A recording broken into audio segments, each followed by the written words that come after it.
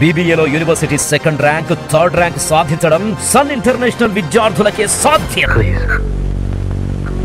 నీకు అభ్యంతరం లేకపోతే నేను తెలుగులోకి పెట్టడాను Sanjay. Yes. After all, he is also like my father. Let his soul rest in peace. Let me do this, Sanjay. Please.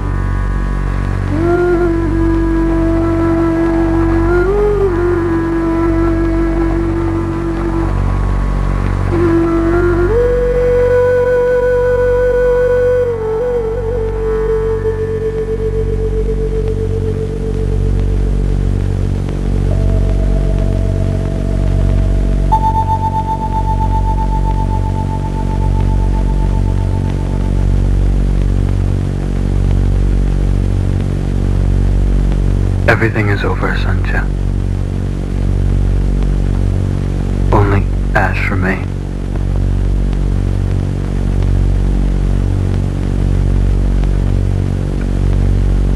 Anita.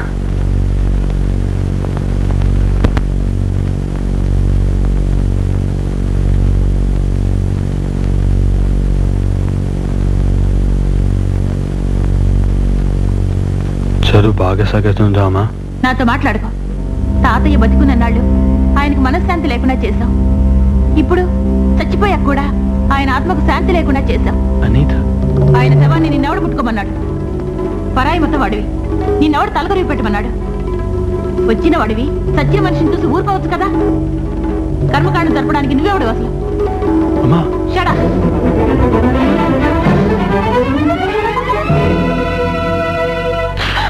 Sanjay, ఎవరు నేను నోరు మూసుకోమన్నది?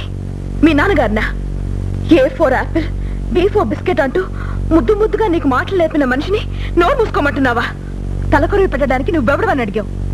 సంప్రదాయబద్ధమైన జీవితాన్ని గడిపిన మీ తాతగారి శవాన్ని అనాథ ప్రేతల్లా మున్సిపాలిటీ బండి మీద వేసి ఈడు పెంచడానికి మనసొప్పక పరాయి మత మనిషి అయినా నీ మతానికి నీ ఆచారానికి తలోంచి నిప్పులు కుండ పట్టుకుని శ్మశానం దాకా నడిచెళ్ళి శవానికి తలకొరి పెట్టి నీ తాతకి సద్గతులు ఏర్పరిచిన ఆ మనిషికి, ఆ మనిషి సంస్కారానికి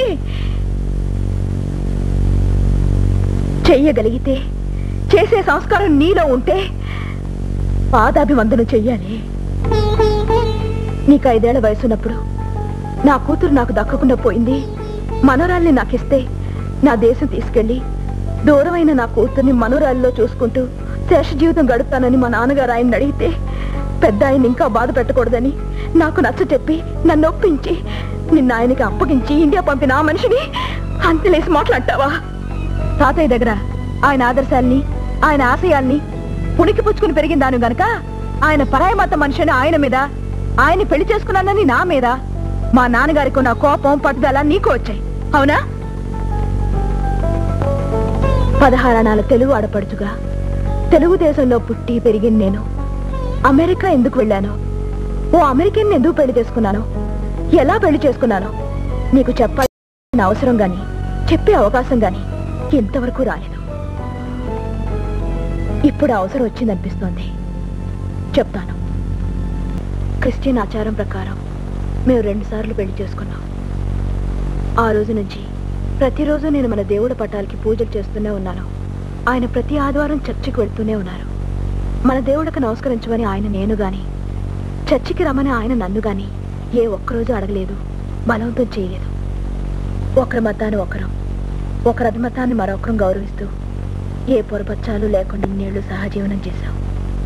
నా మతం మాత్రమే గొప్పది అన్నా నీకున్న సంకుచిత భావం ఆయనకు ఉండుంటే ఈ పాటికి నా బొట్టు చెరిపించి జుట్టు కత్తిరించి నా చేత గౌన్లు వేయించి ఉండేవారు కాదు. ఒక్కరోజు మాట వరుసకైనా ఆ మాట అనలేదే ఆ మనిషి. మతభ్రష్టం చేసి అమెరికాని పెళ్లి చేసుకున్నానని నా మీద నీ కోపం. అసలు ఎక్కడిదే ఆ మతం? మతం అంటే ఏమిటి?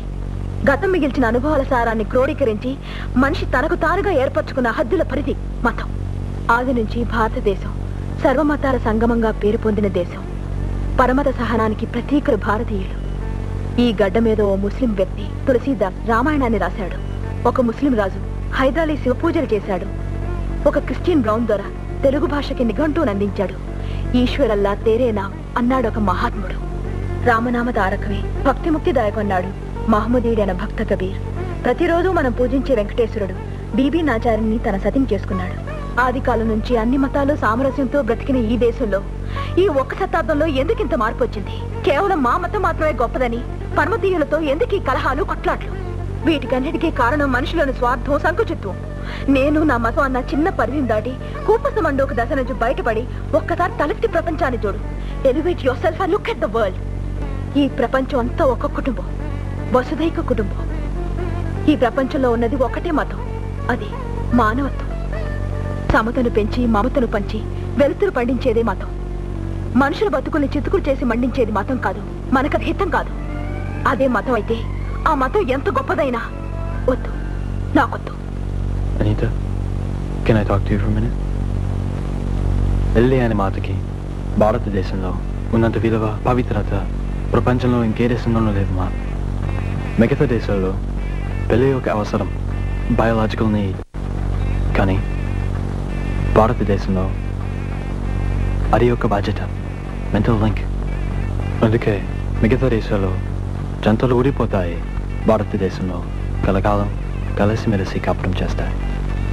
ఓ ఇండియని పెళ్లి చేసుకోవడం నా అదృష్టం అనుకుంటున్నానమ్మా నేను. మీ దేశం గురించి, మీ మతం గురించి నా ఉద్దేశం అది. విన్నావే, ఆ ప్రాంతం మనిషి మన దేశంలోని వివాహ వ్యవస్థను గురించి తనేం అభిప్రాయం చెప్పాడు విన్నావా? సంస్కారం అంటే అది. సరే, రేపు ఉదయం తిరిగి అమెరికా వెళ్ళిపోవడానికి మేము 3 టికెట్లు తెచ్చాం. ఆయనకి, నాకు, నీకు. తాతయ్య పోయాక నువ్వు ఇక్కడ ఒంటరిగా ఉండలేవని, మాతో వచ్చేస్తావని వేర్రాసే కావచ్చు. మా ఉద్దేశం అది. పైపెచ్చు బిడ్డ తన కళ్ళ ముందు ఉండాలనేది ప్రతి తల్లి కోరుకునే కనీసపు కోరిక. రేపు ఉదయం 8ంటికే ఫ్లైట్. పసిపిల్లవైతే తిట్టో కొట్టో లాక్కుపోయేవాళ్ళం. తండ్రినే నోరు మూయమనే స్థితికి ఎదిగిపోయిన పిల్లవి. ఆ పని చేయలేం కదమ్మా. నిర్ణయం తీసుకోవాల్సిన బాధ్యత నీది.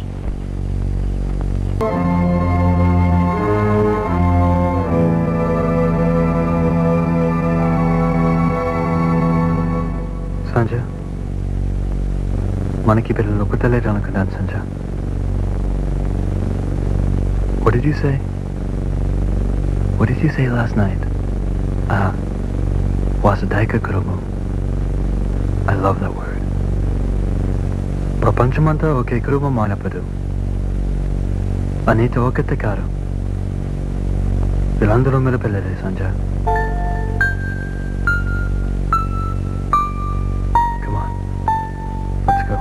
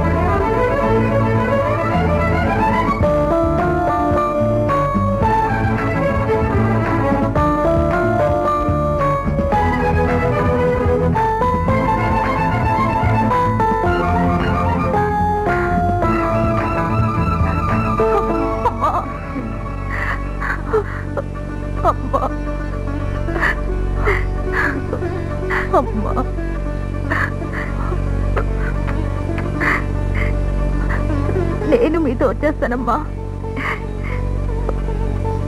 I'm sorry dad, forgive me. It's okay. It's okay, my child. I'm happy you're coming with us.